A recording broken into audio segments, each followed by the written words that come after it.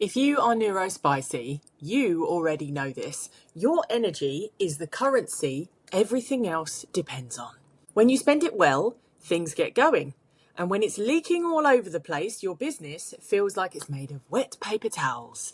Your money decisions, they can feel impossible when your energy swings from I'm unstoppable to please don't look at me in the same afternoon.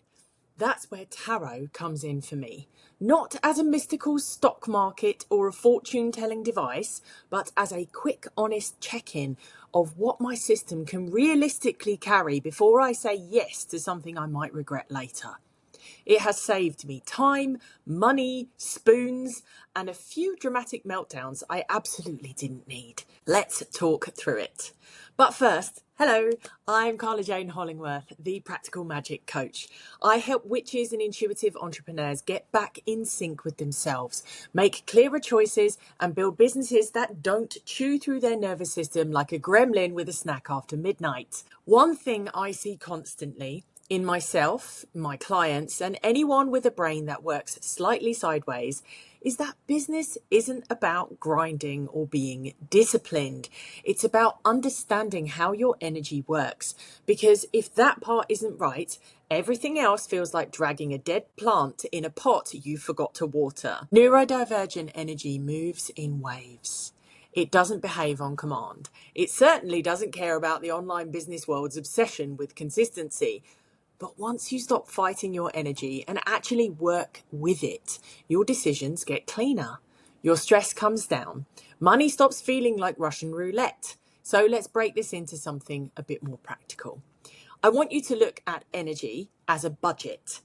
A lot of people plan their businesses around time. Do I have an hour? Can I make time for this? But if you're neurospicy, you already know that you have a whole afternoon free and still not have the capacity to form a coherent sentence. Time is not your budget. Energy is. So here is an easy way to track it. So high energy, the good stuff. This is your I can actually think window. Your ideas flow. Your intuition is sharp. You can write, create, coach, plan, all the things that move your business forward instead of sideways. This is the wrong time to alphabetize your Google Drive. Use this window for magic. Then you have medium energy, the steady zone. You can function, maybe not at a visionary goddess level, but enough to make progress. This is where strategy, emails, content edits, light planning, and client support fit in really well. It's not glamorous, but it is reliable. It's your bread and butter. And then your low energy is your admin or rest. If focusing feels like wading through soup, this is your low energy zone. Admin tasks can go here if they don't light you up. So things like invoicing, formatting something, updating a link, scheduling content, tidying up your digital space. And sometimes low energy means you need to stop pretending and actually rest. Not because you're lazy, but because pushing yourself into high energy tasks when your body is screaming abso-fucking-lutely not is how you end up with terrible decisions and even worse crashes. Knowing which zone you're in before you decide something, especially money related, is half the battle. So I would like you to picture tarot as your energetic mirror. Tarot is brilliant for reading your own energy because your intuition will tell you the truth long before your logic catches up with you. The cards reflect where your system is actually at, emotionally, mentally, physically, even if your brain is busy convincing you that you should be able to do more. So let's look at the big categories. You've got overwhelm. I have some cards I prepared earlier. So we have the 10 of Wands. We have the 8 of Swords. And then we have the Chariot in reverse. These cards show you that you are carrying too much or trying to push through with the wrong thing. It is not a vibe issue, it's your energetic capacity. And now we move into burnout. We have the 4 of Swords. We have the 8 of Wands in reverse. We have the 10 of Swords. This is the deck saying, stop. You are not a machine. Your body wants a break, not another to-do list. And then we go into overthinking.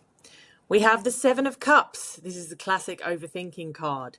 Then we have the analysis paralysis, the Two of Swords, and then the Nine of Swords. These are all classic brain loop energy. If you are waiting for clarity before you act, these cards usually mean you're too tired to think straight at that point.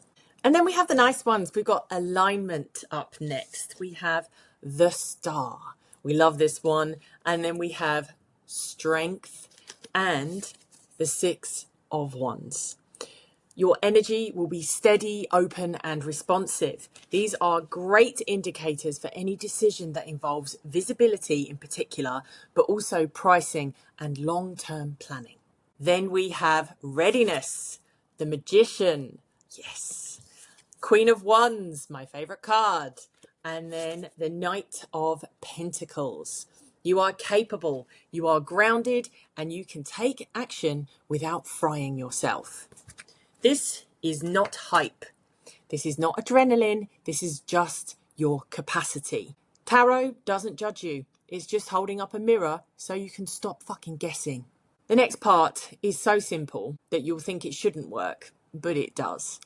Before any money decision, anything from raising prices to picking a launch date to deciding whether to buy a course, ask the cards and yourself this.